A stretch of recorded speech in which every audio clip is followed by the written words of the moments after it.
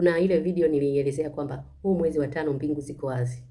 Wakaja wana wa mihemko wakawa wanaongea maneno machafu machafu, oh bla bla bla bla bla bla bla bla, nikawapuuzia. Lakini kuna watu waliuliza swali zuri kabisa kwamba miezi mingine mbingu hazipo wazi, na mimi nawajibu hivi: ukienda sokoni utayakuta maembe kila siku, siku zote, miezi yote, lakini kuna msimu wa maembe.